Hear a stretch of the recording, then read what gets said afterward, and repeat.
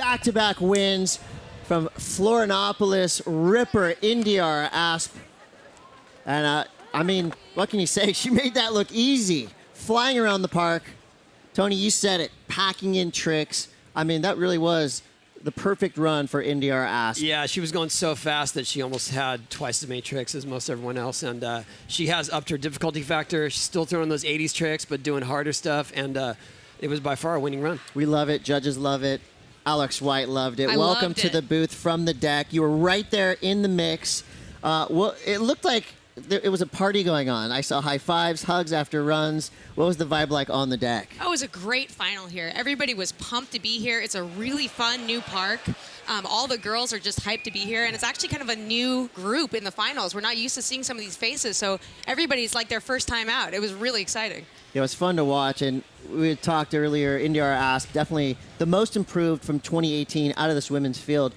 And that's saying a lot because the entire women's field has really elevated, even since 2018 here in Vans Park Series. You said it best. We had veterans, we had new faces, and that's exactly, I feel like, what hypes everyone up. When you see new faces on the deck, you go, let's go. Like, it's a duel out there. Yeah, the girls have arrived, and they've come full force, and all these girls are so excited to be here. And the Vans Park Series, bringing 5 events a year to different locations, just brings so much new talent.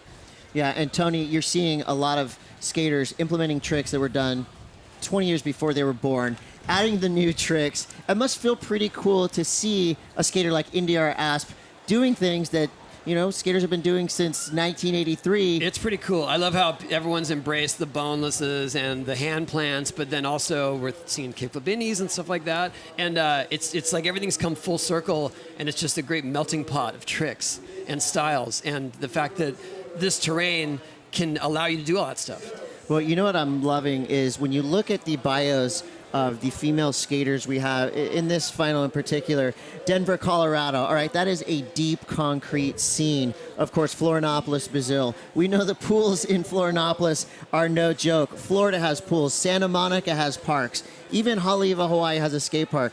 You can really pinpoint where these skaters are coming from, the towns they're in, and you can identify the parks that are helping the growth of women's skating. Yeah, and each one of those parks has different feels, and you can actually see it reflected in their style, like Indy coming from Florianopolis and skating with Pedro and having these big, deep bowls to skate.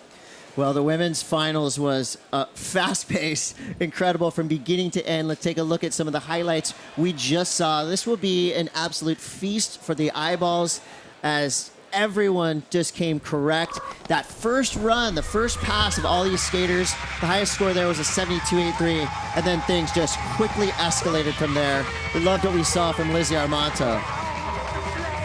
And Lizzie had that unique transfer doing the board slide, and we saw Jordan risking it with her blunt backside 180 in, which is usually her final run, her final trick, but Indy just came correct with these big transfers, and then this wall plant to end it.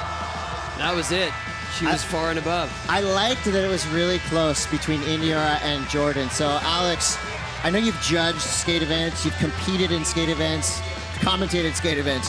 What was the difference, the subtle difference between Indiara Asp and Jordan Barrett that gave Indy the edge? I think that Indiara adapted better to the Montreal park. She saw a new park and she went for different lines. I think Jordan kind of stuck to what she knows, and she's like, I'm going to do the boneless on the big bank, and I'm going to come around here and do the blunt.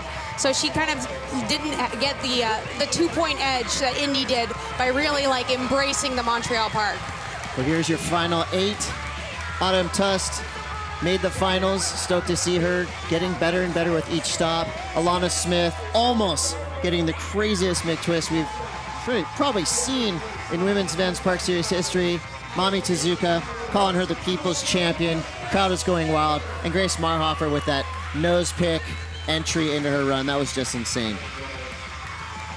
So women's skateboarding, as we can see, is in good hands with our 8 finalists. Also got to send huge shout outs to all the women competing in this over this weekend. Our tour challengers, it's open, right? Anyone can come compete. Obviously, you got to have the skills to mix it up. But we're seeing skaters from 8, 10, 11 years old mixing it up with the likes of Lizzie Armanto and the crew. So our challengers have shown us that they are here to stay. Right now, your number 1 tour challenger after today's stop is Mami Tezuka. I think that's fitting. She is an absolute ripper. These skaters are trying to get a spot in the World Championships in Salt Lake City. Yeah, and it looks like Mommy, we're going to see her there in Salt Lake City. And Shani Brew, who didn't skate, or she's got 9th in this one too. She's from France. She was skated really, really solid. She just missed her spot out of the finals by like a hair. So these are some really great challengers we're seeing. Kihana Ogawa, a couple solid results in Shanghai and in Brazil.